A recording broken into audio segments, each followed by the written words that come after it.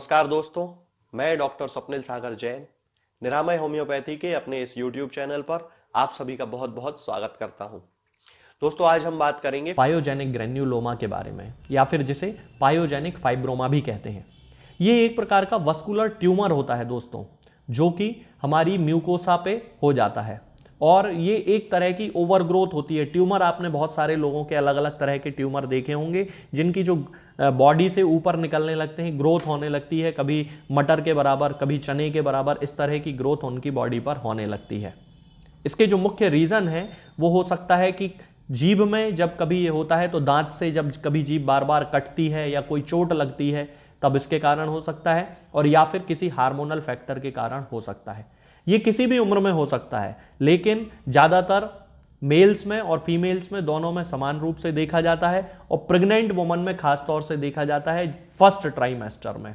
तो आज इस वीडियो में मैं आपको बताऊंगा कि किस तरह होम्योपैथी से हम ग्रेन्युलोमा के केस को ठीक कर सकते हैं। आप इस वीडियो में देख सकते हैं दोस्तों, ये जो सज्जन है ये मेरे पास ग्रेन्युलोमा के केस को लेकर आए थे 28 जून 2016 को। पहली बार जब मैंने इनके केस को देखा तो मैंने इसकी डायग्नोसिस एज ए ग्रेन्युलोमा की, और आप देख सकते हैं कि ये जो इनका ट्यूमर है ये लगभग एक चने, बड़े जो छोला जिसे कहा जाता है, जो बड़ा चना होता है उसके बराबर का ये ट्यूमर था।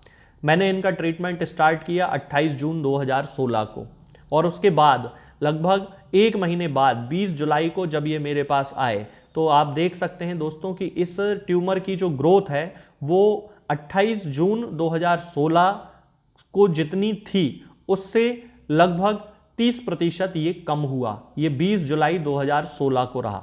इसके बाद जब ये सज्जन मेरे पास आए 6 अगस्त को, उस समय इस ट्यूमर की जो ग्रोथ थी वो लगभग 60% कम हो चुकी थी।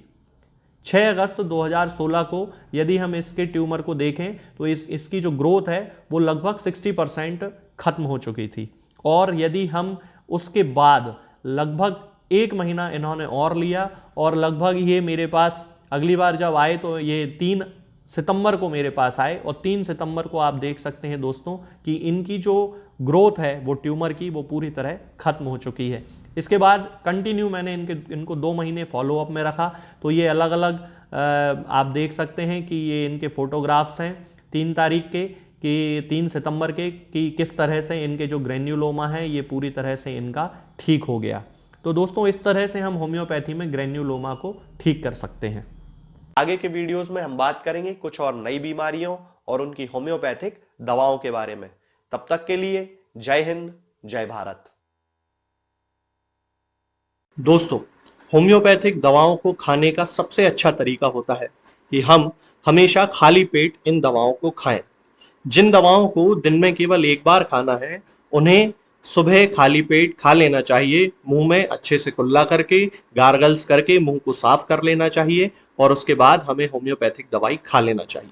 जिन दवाओं को दिन में 2 बार या 3 बार या 4 बार खाना होता है, उन दवाओं को खाली पेट खाने का मतलब होता है कि हम उन दवाओं को खाने के लगभग आधे घंटे पहले या फिर 2 से ढाई घंटे बाद ही खाएं, और उस स्थिति में भी हमारे मुंह में किसी भी वस्तु का, किसी भी चीज का स्वाद नहीं होना चाहिए, ना ही हमारे मुंह में किसी भी चीज की गंध होना चाहिए, जिससे कि ये होम्योपैथिक दवाएं हमारे शरीर पर बहुत अच्छे तरीके से काम कर सकती हैं।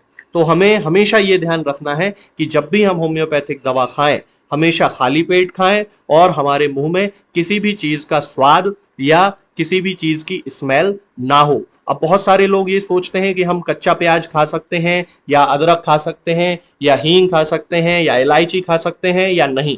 बिल्कुल, आप इन चीजों का इस्तेमाल कर सकते हैं। होम्योपैथिक दवाओं को खाते समय आप इन सभी चीजों को बड़ी आसानी से खा सकते हैं।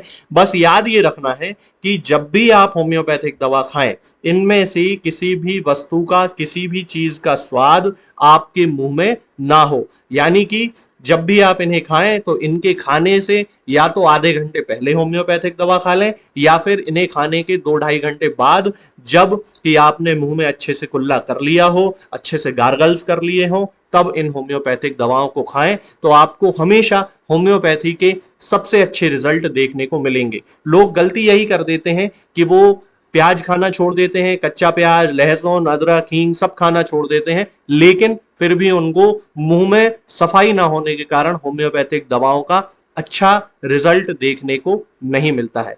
ये होम्योपैथिक दवाएं आपको किसी भी ऑनलाइन फार्मेसी पर या आपके घर के नजदीक किसी भी होम्योपैथिक मेडिकल स्टोर पर बड़ी ही आसानी से उपलब्ध हो जाएंगी। ये दवाएं हर होम्योपैथिक फार्मेसी पे उपलब्ध होती हैं, हर ऑनलाइन फार्मेसी पर उपलब्ध होती हैं, इसलिए आप वहां से इन दवाओं को प्राप्त कर सकते हैं। निरामय होम्योपैथी क्लिनिक से ना ही किसी मरीज को कोई दवा बेची जाती है और ना ही कोई दवा भेजी जाती है, इसलिए अपने नजदीकी होम्योपैथिक मेडिकल स्टोर या ऑनलाइन फार्मेसी से ही इन दवाओं को प्राप्त करें।